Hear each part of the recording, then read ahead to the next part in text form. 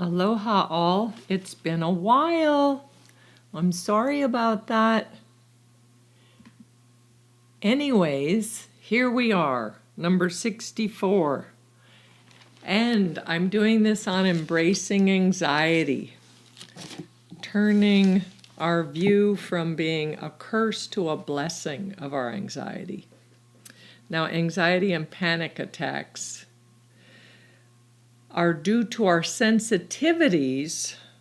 Often we consider this a curse. We have thoughts like, why does this happen to me? Or why can't I be normal? I often hear this from clients that they're like, I just hate that this happens to me.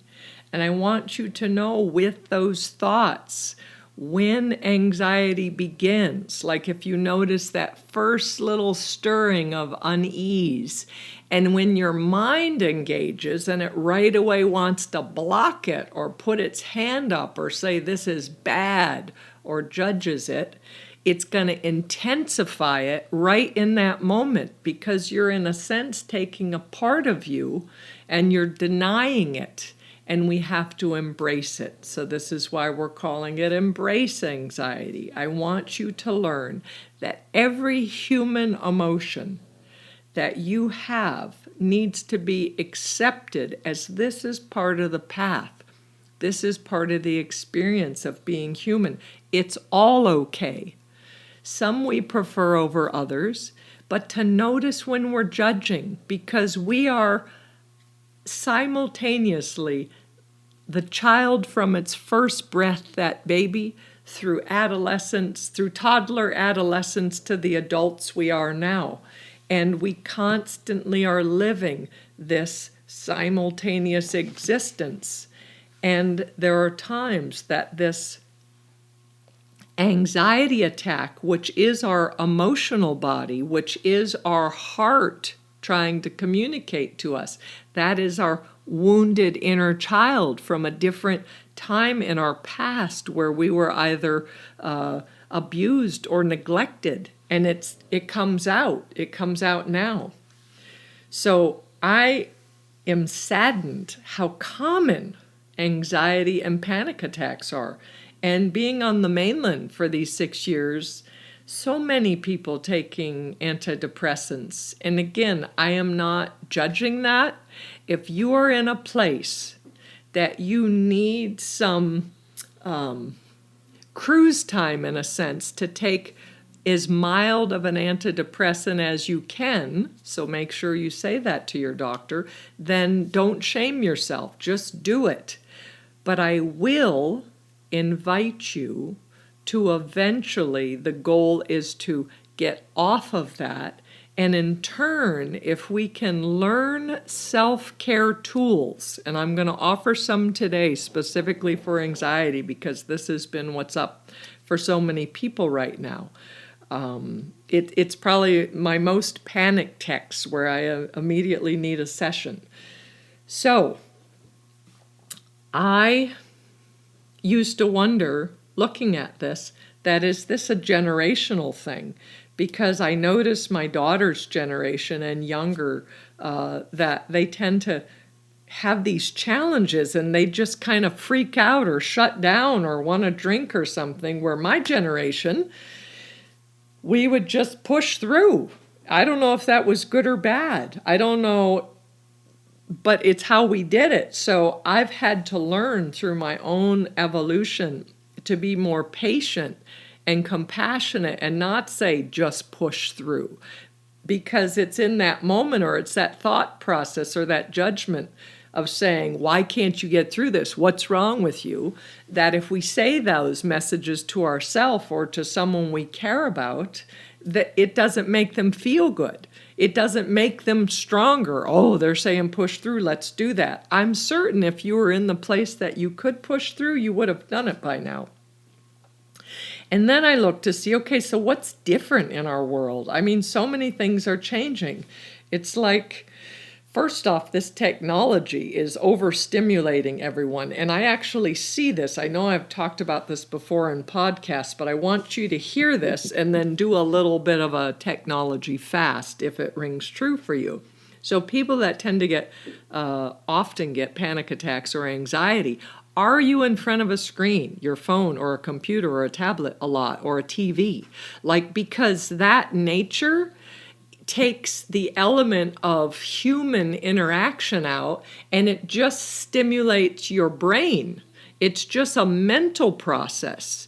And what it does is when there is a human in front of us, where there is a interactive component, we literally take in the person through our heart and through our gut. So where you hear about that felt good or that didn't feel right or this is my gut instinct, those things are eliminated. And so many of these people, even now with COVID, like it's not even our choice to not have that interaction, but things are more on Zoom, and my counseling sessions are all on Zoom. Anyway, so that is something, but what can we do if there's one person you live with, or you have your little pod of people that are safe, like put the phones away, put the screen time away, and just interact. Do old-fashioned games, like make it interactive. Talk to each other, hold their hand, put your hand on their shoulder, on their knee. When you're talking, have that touch element is so important for anchoring us in our body, out of our mind. Anxiety attacks are created because we're giving too much power to the mind and we're out of balance. We need to anchor it into our body, into our sensational feeling of our body, of temperature, texture, tight, loose, the breath, all of those things. So also,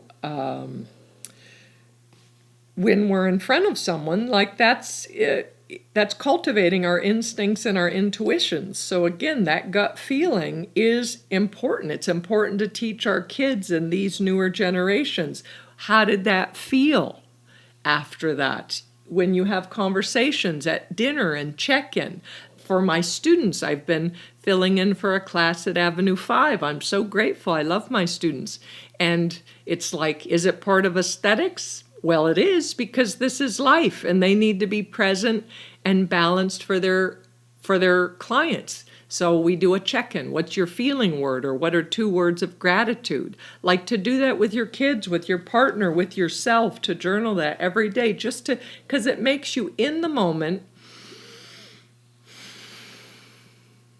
Just drop in and remember you're a body. You're not just a mind. It's not like you're leaning forward with your head. Like, I want you to stay upright. I want you to stay balanced and aligned. So to check in the moment, what am I feeling? And to know what feeling words are. I mean, I actually passed out a little smiley face of different emotions because the students were all saying like 4 of them. I'm like, there's such a range of human experience that you're missing out on. It's such subtleties of emotions, of feelings, that like engage in that, because it's wide and it's wonderful. And kids, why not show that to kids? Like, teach them those things now. Also, this isn't, I don't like speaking about exclusive gender, but I have counseled many men, or someone who is the primary provider for their family. So their anxieties come up, where the common denominator is not only are they judging themselves harshly, so remember that's that first thing, is I'm not doing my job, but their belief is my most basic purpose is to provide and protect my family or my partner or my child. And now that element is shaky. It's like we're living on quicksand, so there's not a lot of stability there. There's so many unknown factors up for all of us. I really want you to hear that. Just hear that and know, like, yes, we are dealing with these changes, and I need to drop back a pace. I need to take a few more breaths and say, good for me. Yes, I made it through this day, and I had some accomplishments, however little or big they are. It's like give yourself the strokes for what you're doing. Like, we're literally like, can I keep myself or those I love from severe illness and death? Like, we're hearing these things. I'm vaccinated. I was never into flu shots or any of that. With my daughter, I waited till she was a certain age before she got vaccinated because I wanted her immune system strong enough, and I didn't inundate her with a lot of vaccines at once. Like, I really did my research then. And then people are saying, why do I believe in vaccines now? This is a whole nother story, people. Like, do you know that this may be our way of life? We may need boosters for the rest of our life. And am I going to do them? Yes, I'm going to do them. So supposedly 8 months after your second vaccine, they're saying to get a booster. Mine's in December. I'm going for it. I don't have any issues with it. Does it protect us fully? Are there breakthrough cases? Yes, all that's true, but the percent in proportion to the whole is so less that please consider vaccines. Just consider it. I believe the more people that have these protections and these antibodies, it's going to help all of us. But I'm going to get off of this right now. Let's go back to anxiety. But this is a major cause of this. We're looking at things about, are we going to have our jobs, right? So part of it, I've told my students, this is, in a strange way, this is one of the best times in their lives when they graduate. People can't get people to work for them. So it's causing the big corporations to pay higher, which I love that. But we need people to like get off of welfare and unemployment and get back to work in safe environments, with masks, with distancings, with whatever we have to, however this world is now, is what we have to do. But these jobs, like there are many jobs out there, and maybe it's a time, regardless of your age, that you can contemplate. Is this my life purpose? Does this bring out the fullest part of me? Because I've worked with many clients that get anxiety attacks while they're at work because the job is not supporting who they are. So the job is the issue, or the partnership, the relationship is the issue, or the living environment is the issue. If you're getting consistent panic attacks from the same trigger, definitely look at that trigger and see how can we adjust that so it meets your needs more. That is very important. So, also, we hear our headings about climate change. Now, it blows my mind. We're experiencing these unprecedented, bizarre weather patterns, and we're saying this isn't adding to our everyday anxiety. Like my students in their teens and their 20s and their 30s, like no wonder that they're stressed out all the time. It's like, because how are we going to do this? Everything's becoming a political war. Are there people that politicians are actually in denial to push their own money profiting agendas, saying, oh no, there's no such thing as climate change? Like there are some things, this is true. I do not want species of animals to die. I don't want my generations after me to die because we don't have clean water and we don't have clear air and our earth is overheated and we don't have the resources. I read these things to the point that I can. There are some days I just read part of the headline and delete it because I don't have the stability inside. And other days I could read full articles, Washington Post, New York Times, whatever it is, The Guardian. Like I'll read things and read all of it. And then I feel it in my body, in my gut. Is this true for me? Is this true for me?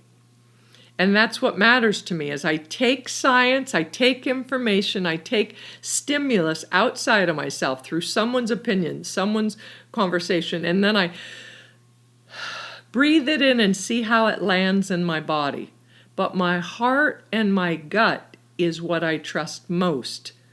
So I'm listening to science. This is how I decided on the vaccine for myself. I read all the articles. I would breathe it in. How does that fit? Does it land in my body? Does it feel like truth to me? This is how we learn to cultivate that body awareness.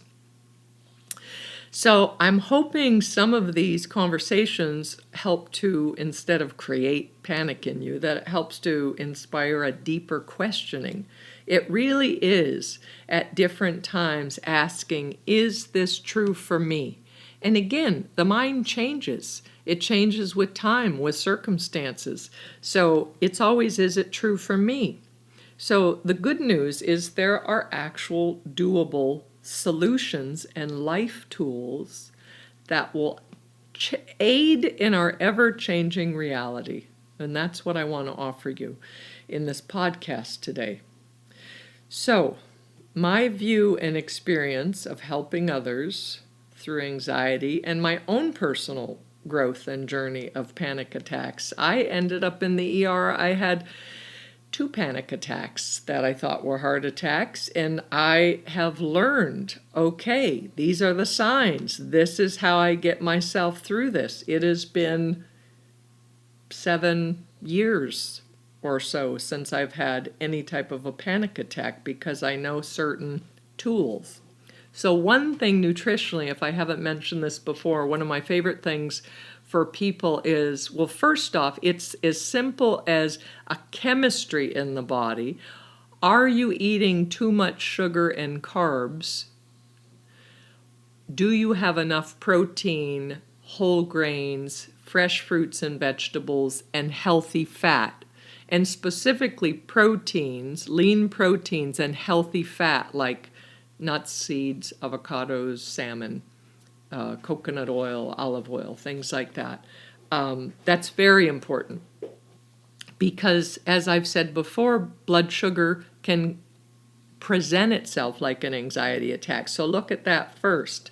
Second off, and make certain you're eating enough throughout the day, eating often enough. So don't eat big meals. Always eat half of what you're going to eat so that your stomach isn't so full and heavy. And I'd rather you have smaller amounts of food throughout the day, every 2 to 3 hours, even if you're eating a few bites of something healthy, is very important. Nutritionally, B vitamins are good for the nervous system. Omega-3 oils are very good for the nervous system and keeping that kind of cool and stability in the body for your body temperatures, for your skin to make it beautiful. It helps with the lipids and oils in the body.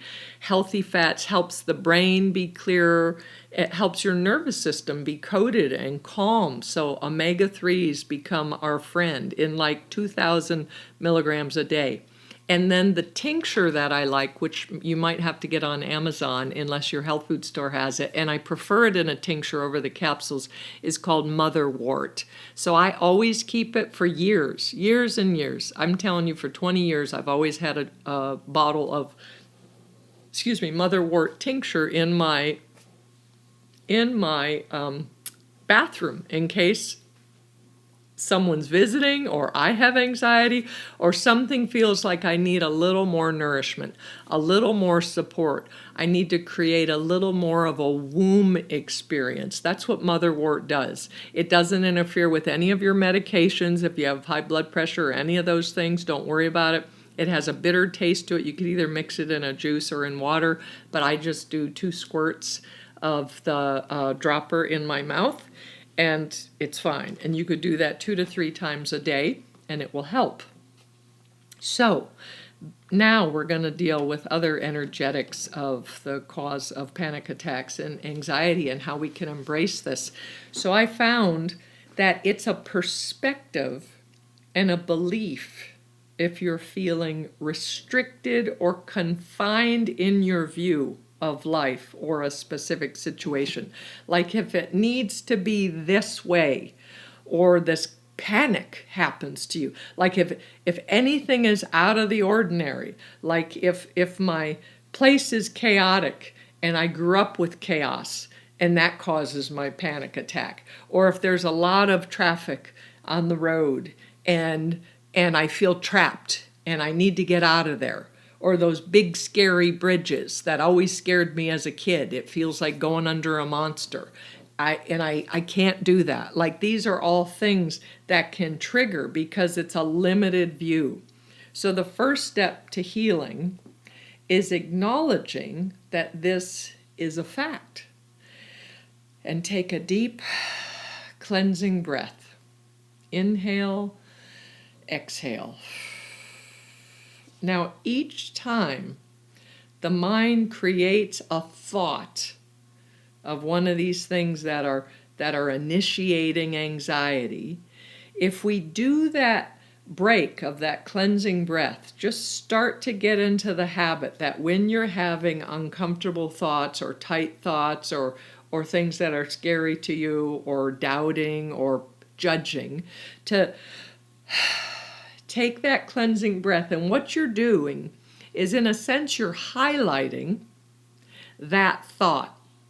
And you're actually using your breath to train your body to notice, what I just thought about. So what that's doing is it's like a commercial break. It's a pause where it takes you from being in it to stepping back to being able to witness it, and then asking yourself, is this true? Is this true that this bridge is going to swallow me up? Is this true that I am trapped in this traffic? Is this true that this messy room is going to take me out? Is this true? And then also ask inquisitive questions to help unravel this stagnant belief or this pattern of thought. So, in taking charge of our lives and our reality, after acknowledging that we're stuck or confined in our thoughts, it is time to open our frame. And looking at anxiety instead of, it's coming up again, damn it, it's going to take me out. Because as soon as you have that first speck of sensation and the panic comes in and you start with that, I can't do this, I don't want this, and you do that judgment and you block it, it's going to intensify it. It's like putting gasoline on a fire. So instead of fearing it as a curse, I want you to see it as a gift. What these anxiety attacks are is it's your soul, it's your personal guardian angel, and it's basically saying, wait a minute, we need support right now. We need support. We is all of those steps from that first breath of birth, toddler, child, adolescent, young adult to adult. All of those things. We, this inner family, needs support. And I want you to notice as this happens to stop and take your deep inhale and exhale and ask yourself, what is needed in this moment? What do I need in this moment? And wait for an answer. What do I need? Look and investigate. Anxiety is a communication tool of the mind. Now, in Chinese medicine, the mind and the heart are on the same meridian. They actually say that the heart is referred to as the dropped mind. So if we're having anxiety and insomnia and spinning thoughts, that means we can also have heart palpitations, high blood pressure, racing heart. So what we want to do is drop those thoughts through that cleansing breath and feel it like this wave of energy that drops into our body, into our heart, and then it could even drop into our dantian, into our belly, even anchoring us further. So if we're framing it as the anxiety is our heart saying something is wrong and we need support, again, we're asking, what do you need in this moment? What do I need in this moment? And if it seems chaotic, if it seems like it's too much in that moment, do a personal timeout. Take 5 or 10 minutes just to Remove yourself from the environment, from the trigger, from whatever's happening, if you can. Now, even if you're at work, you could say, I'm taking a 5-minute timeout. I have to go to the bathroom. No one knows what's going on. But go in the bathroom. Do your cleansing breath. Try to notice, where do I feel sensation in the body? If you're standing, notice the pressure under the feet. Do you have more pressure in the toes, in the heels, on the instep? Are you favoring one side of the body or the other? Because what we want to do is focus our mind now, get it from spinning and harness it. Or if you're sitting, where is there contact with your seat? Can you feel how the chair is on the pressure of your back? Can you feel, do you have one side of the hips or the buttocks that is leaning more towards than the other? Like, really notice. And what is happening is our heart is our emotional body. It is the home of our eternal inner child. Now, we know this is one of my specialties in counseling is we heal the past. We heal traumas, anxieties, depressions by doing time traveling. We do some inner child work, and it is not esoteric, it is real. So, this is the simultaneous existence of all of these lives. Remember, I've said this. And if there was a trauma or specific neglect that happened at a certain age or an event in your life, what is happening is your current attack, your current anxiety is happening because our inner child or our heart cannot see outside of ourselves. It can't see, wait a minute, I'm in my 50s, this is what's happening, I'm not trapped as a child, I'm not being locked in my room, I'm not being beaten, I'm not being neglected.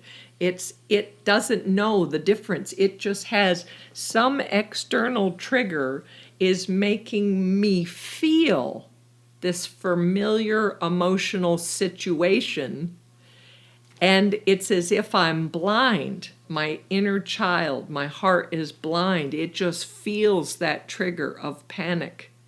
And it's like it's happening all over again, repetitively, in this moment. Now, this isn't logical, but this is how the mind processes. There is no linear time. There's only familiar sensations and feelings that trigger us. So now, another tool is to imagine yourself as a small child sitting on your lap as an adult, the conscious, beautiful, compassionate being that you are now. And ask yourself, be curious, how old is this child that you're responsible for? And whatever your first response is, even if this seems crazy, humor me. Don't judge it. Just whatever you see, whatever age. That child could be 2, could be 5, could be 11, could be 12, could be 17, could be 22. We don't know the age, but just see it. Because your mind will help you with images and feelings, multi-dimensional sensories that help you heal past wounds. So I want you to then sense or ask this child what they're feeling and what they need. And listen, take a moment to listen. Now, sometimes it's a very young child, or it's a traumatized child, or it's a teenager that doesn't want to communicate with you, that doesn't trust you, that you even care. So they're not able to communicate verbally. So then if you were in charge as the babysitter or the parent of this child that you love so dearly and you see them suffering, how would you comfort them in the moment? And then I want you to comfort yourself that way. Sometimes it's literally an embrace or a self-hug. And if you hug yourself tightly, if you're in the middle, in the apex of this panic attack, to squeeze your arms very tightly for a few moments, this is a release for the parasympathetic nervous system. It will actually help you to feel. So you're going to get out of your spinning mind and you're going to feel the squeeze of this holding of yourself. And I want you to do that until you feel this warmth from the inside out. And it will happen. And other tools we can utilize is thinking or out loud saying a word or words. What does this little child need? How can we support them? They would want to hear things like, you're safe. I'm right here. I'll always protect you. I'm not going anywhere. You can say, if this is scary for you, let's go somewhere that's more comfortable. Let's move away from that scary person. And you are taking charge. So what happens is, if your panic attack is so severe that you're feeling paralyzed, I want you to try to witness why is your inner child, your emotional body, your heart, why are they so afraid? And speak or think in those terms from your adult self. Like, try to look to see, what do they need? What is happening? Another tool, they call it redirecting. So this is where you take yourself out of the situation. Just remove yourself if you can. Again, if you're in traffic in a car, you can't. Maybe you could pull over to the side if it's possible. But somehow, if you can go outside or look outside in nature, so that's one tool. Another one is if you could do some light aerobic exercise to actually force yourself into the body sensations. You could do jumping jacks. You could move from side to side, do a swaying, just to get the sensations more prominent in your body. And then when it reaches a less acute state and you begin to feel your heartbeat, to feel your body, okay, I'm calmer now. I could feel my heart still racing, but I'm aware of my heart racing. And this is a meditation. So I want you to notice anywhere that you feel that connection, as we were talking about before, to the seat or to the ground, and take a couple of inhale, exhale. And I want you to notice the rhythm of your breathing. As you're breathing, inhale and exhale. While you're feeling this rhythm of your breath, look outside. Either watch the birds, watch the clouds, watch the trees. And this is that pattern of a third attention anchoring inside your body and 2/3 outside of you.